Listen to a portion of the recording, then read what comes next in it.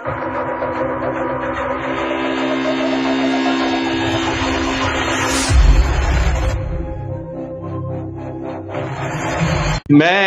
आपकी उस बात से पूरी तरह सहमत हूं। देखिए, जब हम कहते हैं कि किसी वर्ग को अगर हम दोषी बोलते हैं, तो उसका मतलब ये नहीं कि वो समूचा का समूचा दोषी है।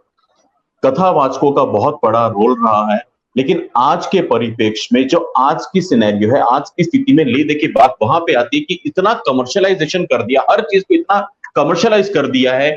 आप पंडाल में बैठे हैं, जहां पे भक्त नीचे दरियों पे बैठे हैं, पसीने पसीने आ रहे हैं, ऊपर एक पंखा बाबा आदम के जमाने का लंबी लंबी 3 डंडियों वाला, और उसकी इतनी लंबी वो काफी ऊपर टर टर टर करके घूम रहा है। लेकिन जो कथावाचक है वो स्टेज पे भी पारदर्शी शीशे के कैबिन में एसी वाले में बैठ के अपनी कथा कर रही है।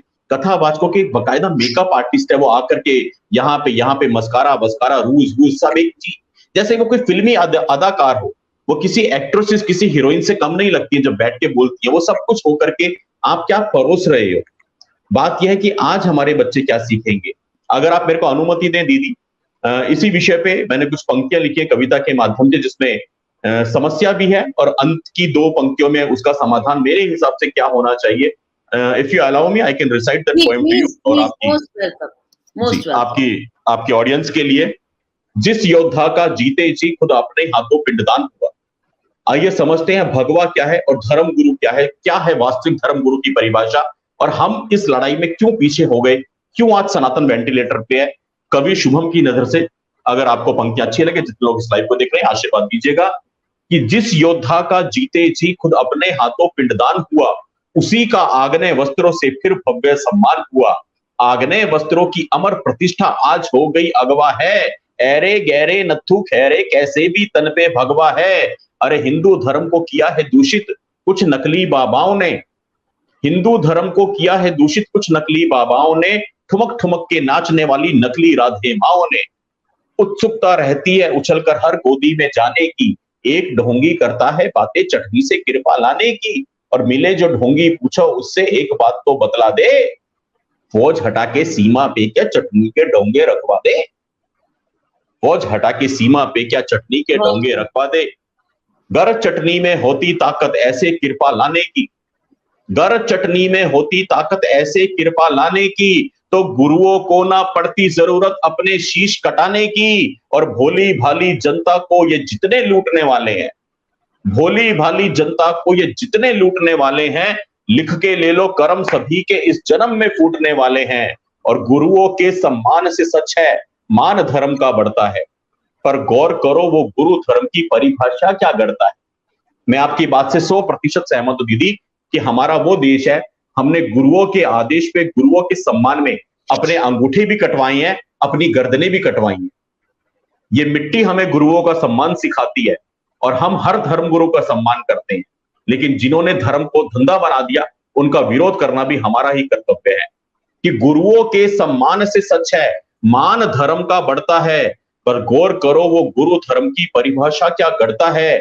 जो बांटे ज्ञान अहिंसा और सेक्युलर परिपाटी का, गुरु नहीं गद्दार है वो इस देश धर्म की माटी का।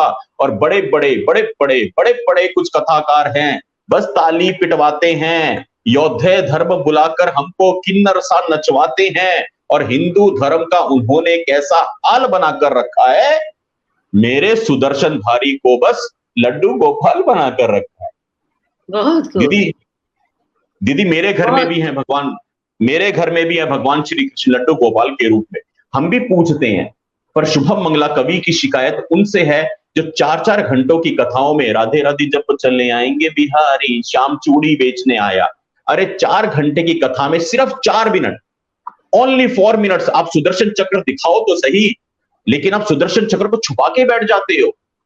हिंदू धर्म का उन्होंने कैसा हाल बनाकर रखा है, मेरे सुदर्शन धारी को बस लड्डू गोपाल बनाकर रखा है। जितने भी ये धर्म गुरु हैं या मंदिर के पुजारी हैं, कविता का अंतिम बंद है दीदी, जितने भी ये धर्म गुरु हैं या मंदिर के पुजारी हैं, धर्म ध्वजा को ऊंचा रखने की इनकी जिम्मेदारी है। जिसे ज्ञान नहीं हो शास्त्रों का या जंग लगी हो शस्त्रों पर, अधिकार नहीं है किंचित उसका अजय आग्नेय वस्त्रों पर। और गिर जाएगा गिर जाएगा गिर जाएगा धर्म हमारा, अंधकार के गड्ढों में, गिर जाएगा धर्म हमारा अंधकार के गड्ढों में, नहीं बचेगा फर्क कोई कर मंदिर और नाच के अड्डों में।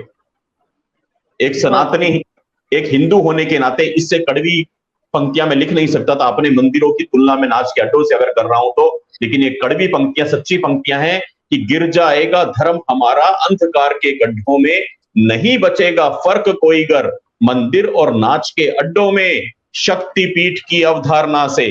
कविता की अंतिम पंक्ति, करना क्या है सॉल्यूशन, शक्तिपीठ की अवधारणा से हर मंदिर को अनुबंध करो। वापिस हमें अपने मंदिर शक्तिपीठ बनाने होंगे, अखाड़े बनाने होंगे। शक्तिपीठ की अवधारणा से हर मंदिर को अनुबंध करो और ढोल मंजीरे फेंक के तुम शस्त्रों का प्रबंध करो। ढोल मंजीरे फेंक के तुम शस्त्रों का प्रबंध करो। ढोल मंजीरे फेंक के तुम बहुत